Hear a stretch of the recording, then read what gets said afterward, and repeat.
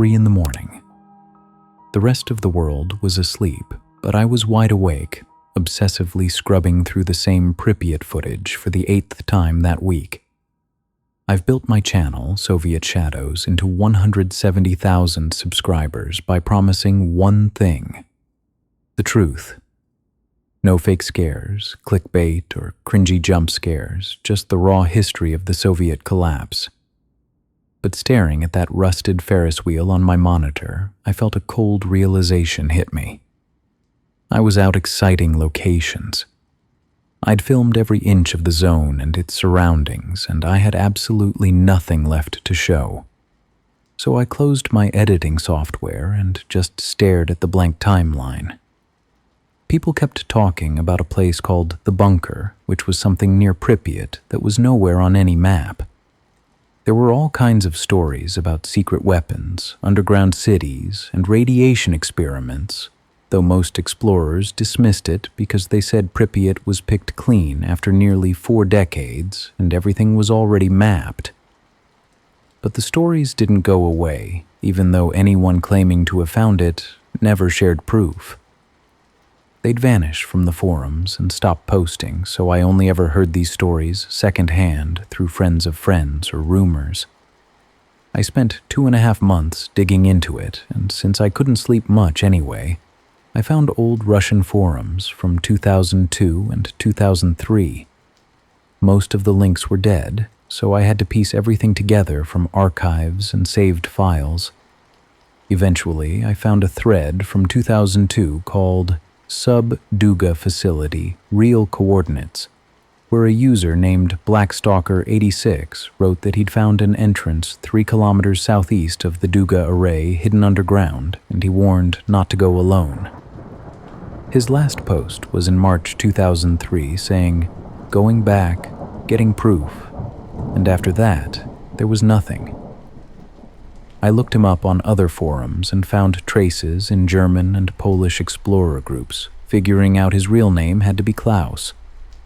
They had linked his obituary on the forum in German stating that Klaus Bergman, a photographer, died in Ukraine in 2003 of a heart attack at just 34 with no history of health problems. The speculations in the comments was something else. But there was a pattern where people would find something and then disappear. It took weeks to track down the spot because I had to cross-check forum posts, measure distances from Duga, and study old Soviet maps, secret files, and years of satellite photos. Everywhere in those photos, the zone looked the same, with trees reclaiming roads and buildings falling apart.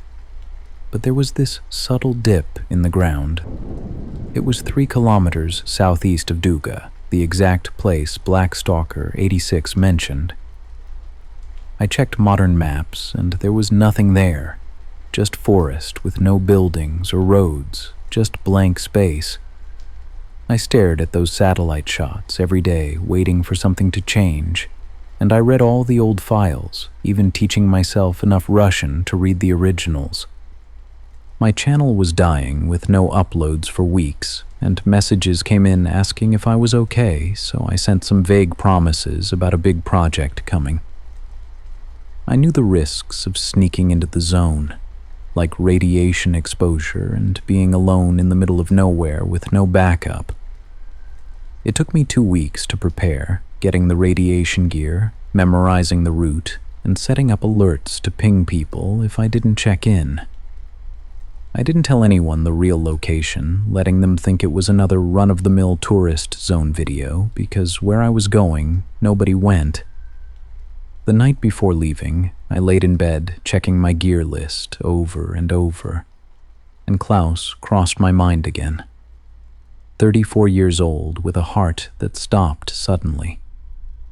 His last words kept running through my head about going back with proof, and then nothing. I fell asleep thinking that either this is all a wild goose chase or I'm about to uncover something huge. I entered the zone just as dawn broke, finding a gap in the fence well known to guides, and squeezed through. I walked 3 kilometers down the road until it just ended and the forest took over, so I switched to GPS and my Geiger counter, a therapy model which clicked steadily showing radiation of about 0.3 microsieverts. Nothing to be worried about. The next few hours passed without anything unusual, just birch and pine trees, patches of moss, and some animal tracks, which I'd seen all before. I reached Duga around 9:30. That thing is massive, with antenna walls stretching 300 meters and standing 150 meters tall, though now it's all just rusted metal. But when I got close, my GPS started glitching, with the screen flickering and numbers jumping around. After I tapped it, the screen went black, then came back showing my position off by 200 meters.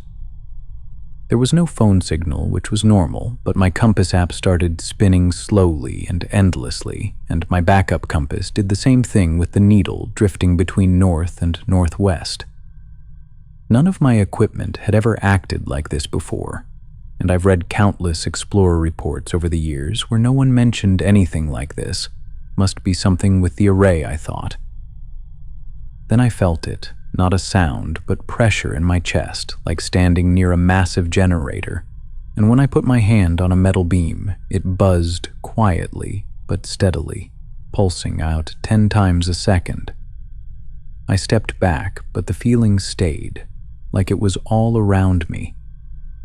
A heavy, static pressure, like the air was vibrating, a low thrumming that I felt in my chest and right behind my eyes. This place had been dead since '89, 34 years without power or signal, so nothing should be active. I checked the Geiger counter again, and it was 0.2 microsieverts, which is still normal. I marked my position as best I could, but with the GPS acting up, it was rough, so I kept moving southeast, following the coordinates Blackstalker 86 had left. The forest started behaving strangely. The trees were more spaced out, not from logging or fire, but as if someone had planned it. The ground was lifeless with no plants, just dirt and old pine needles. The trees looked odd too, with the bark peeled off in strips and branches bent oddly, so they weren't dead, just off. The soil got softer underfoot. As I kept going, my heart raced. And when I checked my watch, it was 100 beats per minute, which is way too fast for walking. At 11, I reached a large dip in the ground, like a bowl about 60 meters across, and the bottom was a strange black color. I picked my way down carefully, feeling like I was walking on a sponge.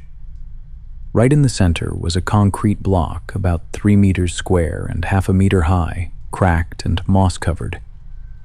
I didn't need to check it twice. I knew exactly what I was looking at. This wasn't just random debris. This was the entrance. My heart started pounding that I could almost hear it. I dropped to my knees and frantically brushed away the dirt and pine needles, looking for the seam. This was every urban explorer's dream come true. Find a piece of forgotten history that who knows how long had stayed abandoned.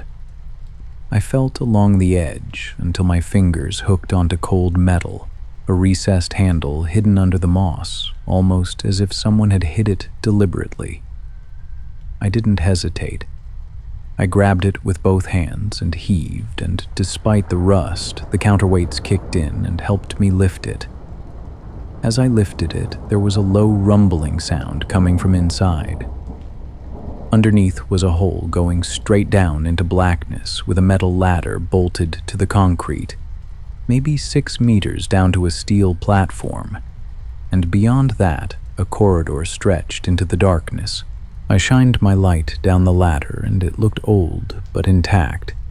A cold, dry breeze hit me as I looked down, smelling like concrete dust and electronics, like the air conditioning was still running somewhere below. Klaus came back to mind, and those last words again, going back with proof. I grabbed the ladder and felt the buzz running right through the metal, stronger here because it was coming from below. I started climbing down, and it took me maybe 2 minutes before my feet hit the metal platform with a clang. Ahead stretched a long corridor, maybe 40 meters before it split left and right, and since there were no signs anywhere, I chose left. The first door was locked, but I managed to press hard enough on the old frame so it gave away and opened. Inside was a small room about 4 by 4 meters with an old desk, a typewriter, a filing cabinet in the corner, and a chair all covered in dust, but everything looked intact. I headed for the desk where papers were scattered everywhere, lots of forms that looked medical and were all filled out in neat handwriting. Every single one had the header, Project Serce, authorized personnel only. I pulled open the drawer and found more papers, including a logbook with entries from 85 to 86, where the last entry was April 30th. Then I spotted something wedged in the back, a black leather journal with no name. The first entry was dated March 12, 1986, and signed Dr. Alexander Petrov. He wrote about test subjects when they arrived, consent forms, and medical records, but the writing changed as he went on, starting steady, then getting nervous. His last entry was April 25, 1986. It read, "Gotta stop this. Volkova keeps saying the compound's fine, but something's wrong. Subject 229 hasn't slept in 4 days and just repeats the same thing over and over like a broken tape. This isn't helping anyone, it's torture. I'm putting in for a transfer, and if they don't approve, I'm taking it straight to Moscow, like you'd see in a hospital. That was it." I closed the journal and left the room. 20 meters down the hall were huge steel doors like you'd see in a hospital with windows at eye level, so I peeked inside. There were white walls, white floors, and fluorescent lights buzzing with everything pristine, cabinets lining the walls, gurneys, old monitors, and IV poles. Right in the center were 4 chairs. Not normal chairs, though. They were big steel frames bolted to the floor with leather straps hanging from arms and legs, and these metal helmets with wires running from them to boxes on the wall. I stepped in. That strong disinfectant smell hit me, the kind like someone had just cleaned. I walked to a chair where a helmet hung on a hook and picked it up, feeling it was heavy and padded inside with metal pieces aligned to press against the skull. I had to put it down and started checking the cabinets that were full of medical supplies, finding syringes still wrapped and glass bottles with clear liquid labeled in Russian with experiment names and dosage numbers. I found a cabinet full of files and grabbed one at random. Subject 147, male, 32, factory worker, volunteered for payment. There were photos showing before and after, and when I looked at their eyes, something changed. They widened, like they weren't seeing right anymore. Notes explained it, saying to make them breathe the compound, use the helmet to zap their brains, and monitor everything. I checked 3 more files, and it was the same story with the same messed up changes. I found an old tape recorder on a cart with the reels and all. The tape inside was labeled Subject 001, Dr. S. Volkova. I hit play. There was static at first, then a calm woman's voice with a Russian accent, like a lecture. My Russian's rough, but I caught the main points, which was all science talk. Subject 01 recording. First compound extraction done. Electromagnetic pulses target fear center, triggering desired memories. Chemicals produced by the brain are collected and concentrated. Yield is 40% higher than expected. She paused to shuffle papers. Incident during Subject 067's session. Dr. Petrov entered extraction room without protection and inhaled 0.3 milligrams of concentrated compound. Symptoms began 2 hours later. There was a break. Her voice stayed businesslike. "This confirms the mechanism. Petrov on leave, expected to recover in 3 to 5 weeks." The tape clicked off. Her cold professionalism stuck with me.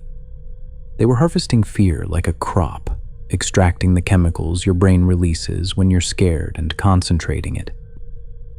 I grabbed the cart, feeling my legs weak. I left, passing more rooms filled with supplies where even the storage rooms were fully stocked. At the end of the hall was a big room with walls lined with filing cabinets, 3 walls full, tagged with dates and numbers. The first cabinet was locked, so it took a few minutes with my multi-tool before it popped open. Jackpot, memos, test reports, and progress records, so I grabbed a handful and found a desk to spread them out. Most were from early '86, January through April, with official papers, government stamps, and security codes. Much of it was dull stuff like budgets, personnel moves, and equipment orders. Then I found a folder stamped bright red. Special Operations. Classified. Inside were personnel files, photos, backgrounds, and security checks. One list caught my eye with names on one side and notes on the other. Subject 229, Dmitry Sharapov, works at Chernobyl nuclear plant. Status, inserted operative. I stared at it. Dmitry Sharapov, nuclear engineer, Chernobyl, inserted operative. I had to read it twice. Other names were there too, with other subjects and notes on them. But Sharapov had far more papers with dates and details about Chernobyl and his shift on Reactor 4. All from April '86. The more I read, the worse it got, with plans about dosing him with the compound and instructions on what he'd do. The documents were written like office memos, but the message was clear. They dosed Sharapov, then put him in at Chernobyl. All those dates stood out. April 1986, 1 week before the disaster. My hands were shaking as I dug through the cabinet and pulled out a thick folder covered in official stamps and fancy letterhead. I spread the papers out carefully. I had to read slowly to make sure I wasn't mistranslating the technical Russian, but the dates and the names were clear enough. The first one was dated January 15th, 1986. It was a plan called Project Serdze. The target, Chernobyl plant, Reactor 4. The goal? Cause a containment failure and make the zone bigger. The method? Sneak one of their guys into the maintenance crew and drug him so he'd mess up the turbine test. The objective was a controlled meltdown with some radiation leaking out. At the bottom, it said, "Waiting for approval." It was typed up like someone ordering office supplies. These people were planning to blow up the reactor. Next paper, February 3rd, 1986. Plan approved. Subject 229 picked. Mental state stable. The drug is working. Insertion scheduled for April 19th. Test planned for April 26th at 1:23 a.m. March 12th, 1986. 229 is ready. Just as planned. Sleep-deprived, emotionally fragile, making mistakes. Documents updated with work history, clearances, engineering certificates. Ready to go as Dmitry Sharapov, reactor technician. April 20th, 1986. 229 inserted. Security accepted the forged IDs. He's on night shift maintenance. Test in 6 days. April 27th, 1986. Success. Reactor 4 exploded at 1:23 a.m. on April 26th, like planned. 229 caused procedure errors. The blast was bigger than expected, but effective. Evacuation in progress. The zone is expanding. That date hit me, April 27th, just 1 day after the explosion. They were sitting there writing memos while the reactor was burning. The last paper was April 30th, 1986. Emergency shutdown, lab contaminated, compound 229 leaked out. Everyone exposed, inhaled it. Psychological breakdowns happening, machines running on their own. Facility sealed. Staff moved to Moscow, Volkova in psychiatric care. Project terminated. No re-entry allowed. Machines keep running. I dug a little deeper and found a document about the scientific motives. It wasn't just about the zone, it was about the trauma spike. The machine extracting the fear. It needed a baseline. To calibrate it, they needed a massive, simultaneous release of terror from thousands of people at once. A localized apocalypse. They didn't just want the reactor to blow, they wanted the panic that came after. They treated the population of Pripyat like a giant petri dish, harvesting the psychic shockwave of a city, realizing it was doomed. My jaw clenched. It's insane. Drugged some poor guy to sabotage the reactor and killed thousands on purpose. They wanted to expand the zone to create this huge area sealed off from the world. It wasn't just about the reactor. The whole thing was a cover for their secrets, testing something they couldn't let anyone know about. People were just collateral damage to keep those experiments hidden. These people were truly evil and didn't care about anything else but their twisted experiments. Destroy the reactor, scare everyone away, then keep running whatever the hell they wanted underneath without interference. It was all there in black and white. Signed, stamped, filed. My chest tightened, sweat broke out, my vision blurred, and I blinked to clear it. This was proof the Soviet government didn't just let it happen. They planned it. My legs shook, and I felt a low buzzing through the floor. I had to know what happened to Sharapov. The chair in the corner wasn't empty. I got closer and shined my light. It was a body, like a mummified corpse, skin stretched tight over bones, leather straps binding hands and feet. But the machine was still running. Monitors hummed quietly, screens black but green lights blinking, fans inside whirring.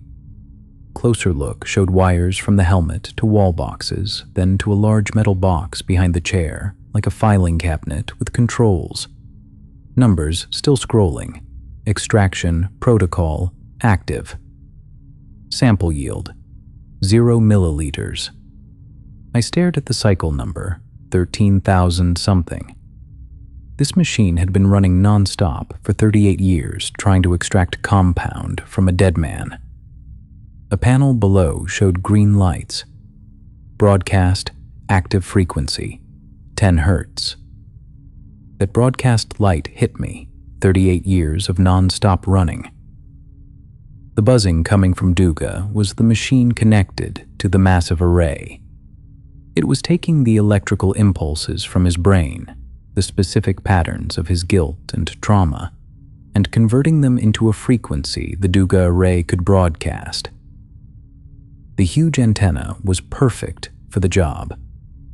Getting close felt like pressure, not in your head, but in your chest. Like other people's nightmares crawling over me. I wiped dust off the screen with my thumb. Then I heard a crack, old plastic bending. The air changed. A sharp chemical smell hit me. I jumped back.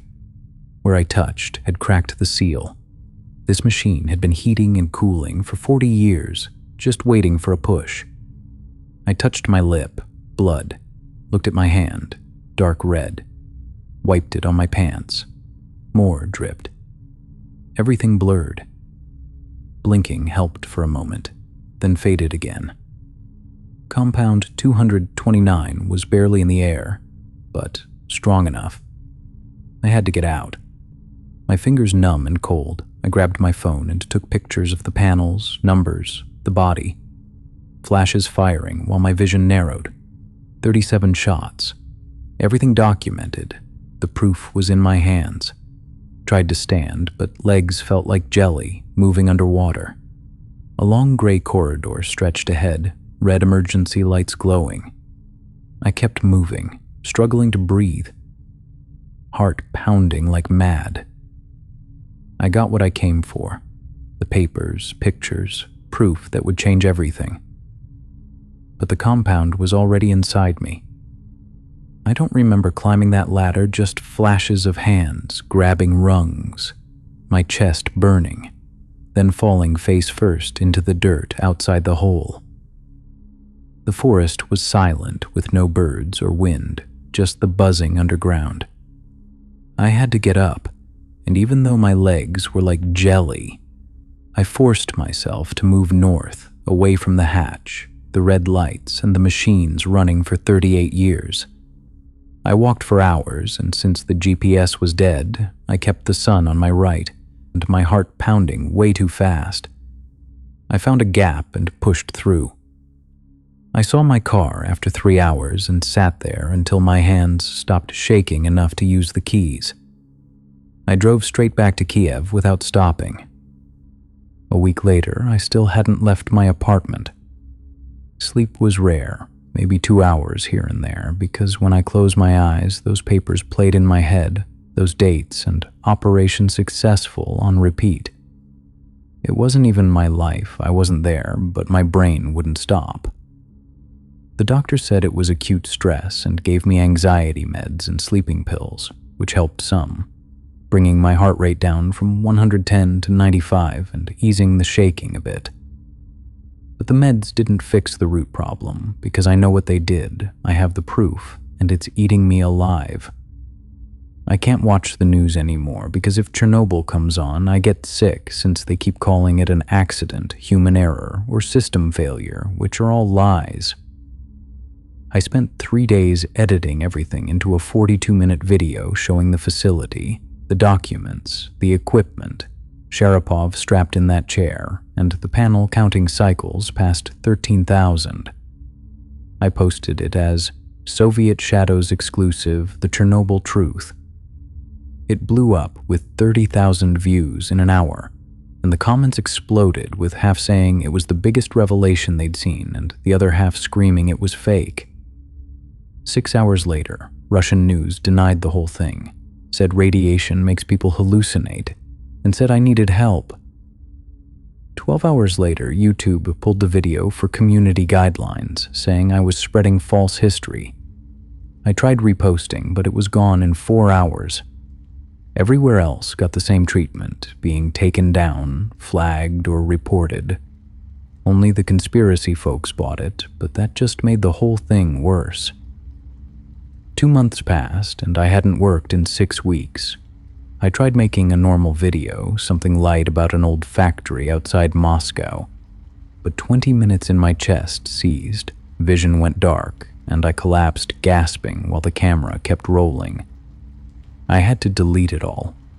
Sponsors left first, then subscribers, with 5,000 gone in the first month and 10,000 gone the next, and comments turned nasty with things like, "Used to respect this guy," "Watching someone lose it," and "Pretty sad."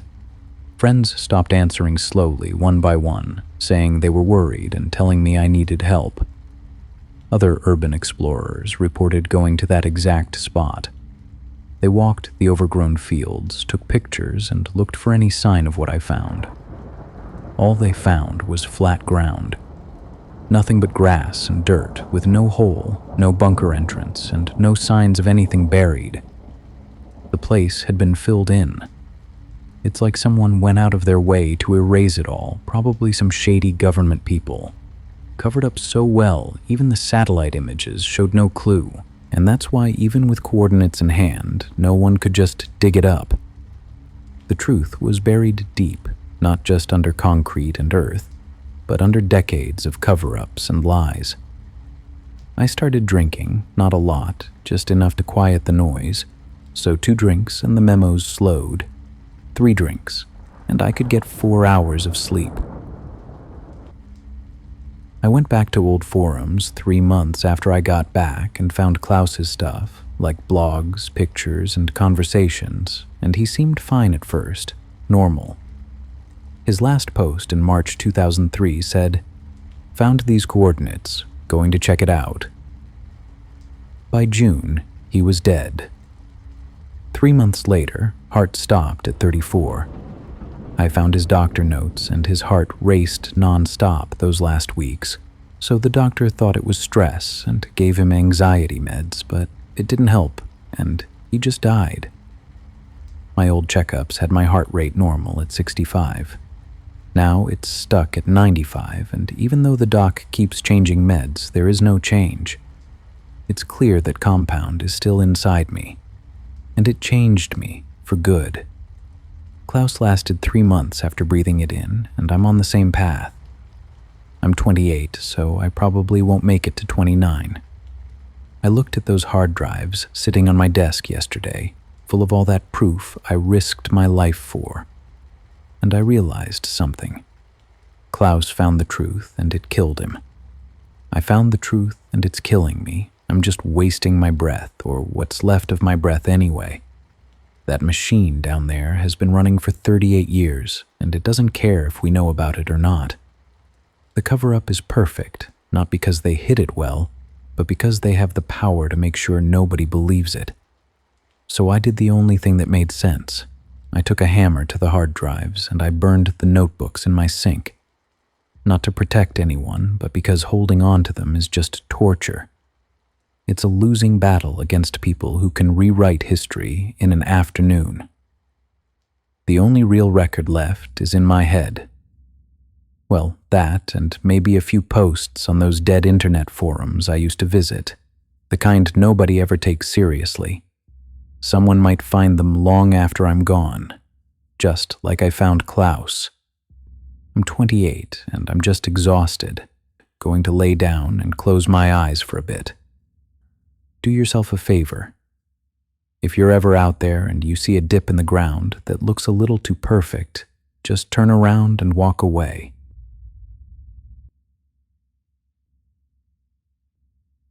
I appreciate you staring into the abyss with me tonight. Hopefully, it helped you shake off the day's stress. I'm always looking for new nightmares to cover, so drop your ideas in the comments. If you haven't yet, hit subscribe and officially join the Nocturnal crew. Stay safe and keep the lights on.